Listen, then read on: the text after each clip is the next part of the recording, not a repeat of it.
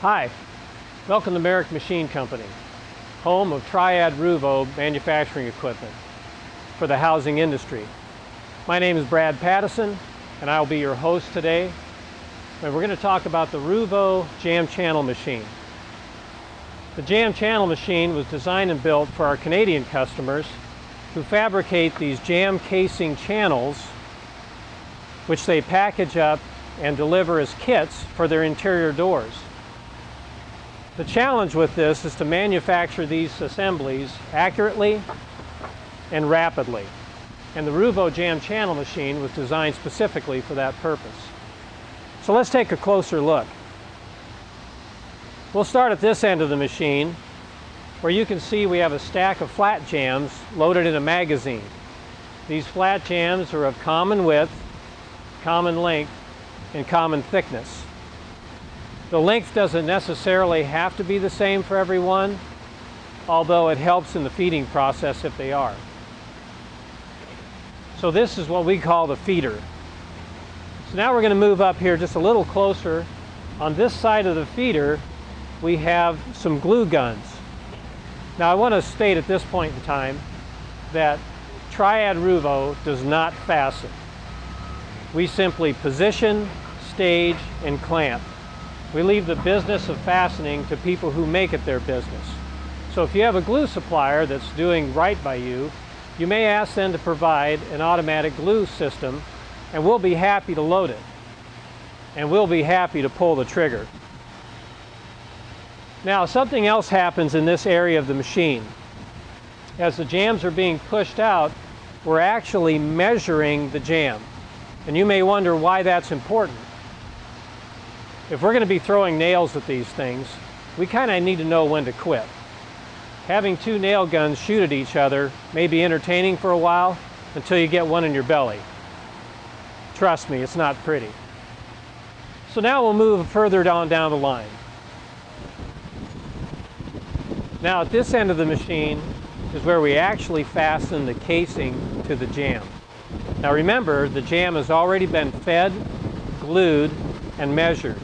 And it'll be stopped up against a hard stop, and there's two adjustable stops that the casing rests against also to provide enough overhang so that when you cut your miters, you get a good sharp corner.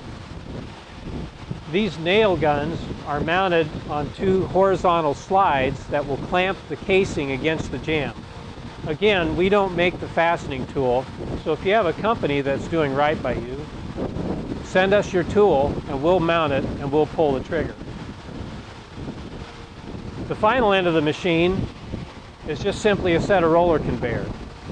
This conveyor will just receive the final assemblies and stage it for the next phase of production, which will be trimming the ends, maybe applying stop if that's what you provide with your kits. It is very, very critical that the roller height match the deck height of the machine. Any fluctuations in the jamb as it's passing through will have an effect on the reveal on the end of the jamb assembly. Okay, let's get started. Let's load one. Okay, so we've got a full magazine. We've got an empty deck. So we're ready to start fabricating our U-channels. The first thing we're going to see is we're going to see the jambs being pushed out of the magazine and being glued. So we'll walk over to the control console and press the old cycle start.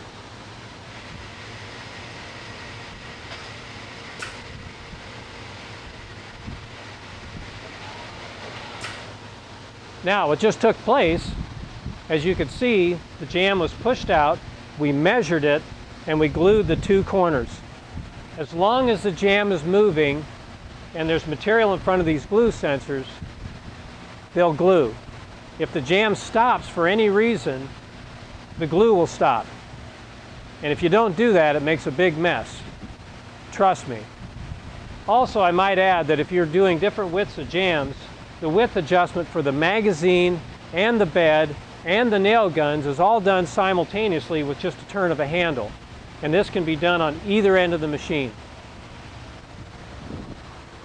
Now that we have our jamb staged and glued and measured, we advance it toward the stops.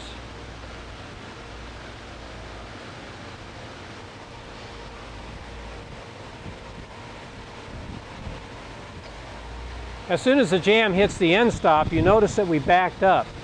We're creating space so that the jamb can be pushed firmly against the stop to reference the first nail position. Now we can put the casing in, and they go underneath the roller and against the stop, one on each side.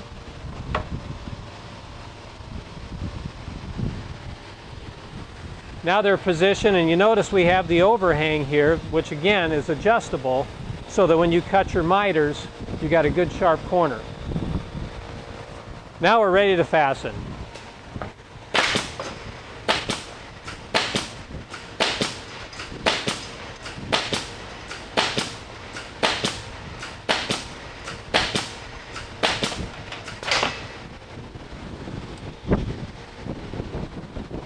Now we've just manufactured our first jamb channel. It's been nailed, glued, and it's out on the exit conveyor so it can be staged for the next process in the manufacturing. But I want you to notice something else.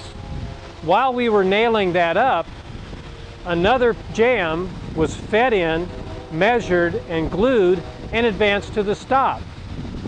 And if you notice, we have another jamb that's already being pushed out of the magazine. Now honestly, how cool is that? This is called multitasking, or it's called parallel processing, but here at Triad it's just another day at the office. It all adds up to productivity. So now, more casing can be applied.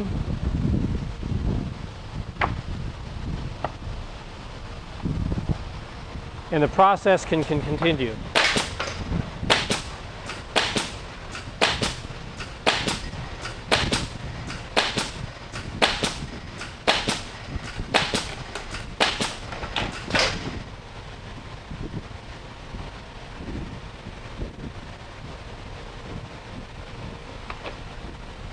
Now, as long as there is material in the feeder, this process can continue all day long. And that's the idea. But let's talk a little bit more specifically about some of the control systems that we have in place here. First, let's talk about the control console itself. We start off with our power button. That's fairly self-explanatory. When it's pulled out, it's on. When it's pushed in, it stops. And this will kill every process that's currently happening. The operating mode, we have manual and automatic. Automatic is where you'll be running most of the time. The automatic mode and the cycle start button are used for every cycle start. The dispense glue selector switch can be set to off and on depending on whether or not you wish to glue your jambs or not. If you are in manual mode, you have control over the clamp and unclamp, the nailing process. You can jog your conveyor forward or backwards. You can put your stops up and down. You have complete control over every function on the machine.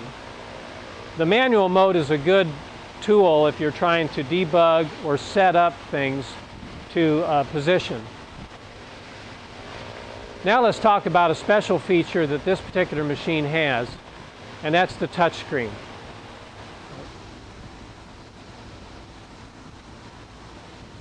This is a custom feature requested by one of our customers. They wanted to have a touch screen that gave them the ability to dictate nail placement. Now that was important because they're trying to avoid driving a nail anywhere close to a hinge mortise or a strike mortise. So it makes a lot of sense. Let's talk about some of the features of this touch screen specifically. If you notice on this first screen, we have a feed motor status, which right now we're stopped. As long as the chain's running, this will indicate that it is running. This nail space mode selector switch says even and defined. Even is basically the standard operating mode of the machine, where we space nails evenly along the length of the jamb or header. Right now, the desired nail spacing is set at 8 inches. To adjust that, you simply touch that and type in the desired number. And now we've just changed that to 7.75 or 7 3/4 inches. Also, in this little lower end corner, there's a little button called Compensate. And I think I can best describe that by just simply saying, have you ever tried to hit a moving target? You never aim directly at the target. You always anticipate where the target is going to be. And that's what this Compensate button does. When a jamb is stopped up against the hard stops and we drive that first nail, that's easy. Everything's standing still. But now that we start moving the jamb, you have to anticipate that there's going to be reaction time. There's reaction time with the chain for it to stop. There's reaction time by the time we pull the triggers. All of this means distance. So as you can see, we have a compensation of 2 3/8. And that just simply means that we're going to lead the position that we want our nail to be by 2 3/8 inches, so that that nail will land right where we want it to. And this number is also adjustable in the same way that this one was. And if you have this machine running where it's nailing on the fly, then this number will change as the way that you saw it demonstrated earlier, where we stop for each nail. There's a toggle switch located in the main control box which tells you whether you can run where you stop a nail or whether you nail on the fly. If you nail on the fly, it works a little quicker, but it's not as accurate. If you stop a nail, the nail placement is much more accurate. Okay, let's talk about the determined mode. By just simply hitting this selector, we've just popped up a couple more features. You notice that we have 6/8, 7/0, 8/0, and a custom jamb length. Each one of these represents obviously the length of jamb, and for each length you have either a strike or a hinge. So you have the possibility of 8 different combinations that you can enter. And in this screen, you can just simply pick the jamb that you're going to fasten, and it will load that spacing into memory and execute it as the jamb is being fastened. And as long as you have this selected before you hit the start button, or the cycle start, excuse me, it will load these parameters at that point. Now, if you want to define these, you select your jamb and like in this case 6/8 strike, and you hit the define button. And this pops up a different window. Now the note says that the first nail is always 1 7/8 inches from the end. That's because we're up against a hard stop, and the distance between the nailers and the hard stop is 1 7/8 inches. So the first nail that you can dictate is nail position number 2. And currently we're sitting at 10 5/8. Now I can scroll up to nail 3, nail 4, nail 5. I can scroll down, and it won't allow me to scroll down below the lowest or above the highest. But if I want to adjust this position, I just simply touch it, enter a new value, and hit enter. And now it displays the new value. So all these positions should be preloaded before you start, but they can be changed anytime you wish. And when you're finished, you just hit done. Now those positions are loaded in memory for quick recall. And I would say that when you're doing all your jambs, this would be the mode that you want to use. When you're nailing your headers, where there are no mortises or features you have to be concerned about, you can go back to the even space. The RUVO Jamb Channel machine operates on simple 100 psi shop air and functions with 120 volt single phase power. So you basically just plug it in to let it run. Everything is controlled by a PLC. We have a variable speed motor drive, so that we can control the rate that we press the material through the machine. And it's constructed from structural steel with some cast iron components where wear is important.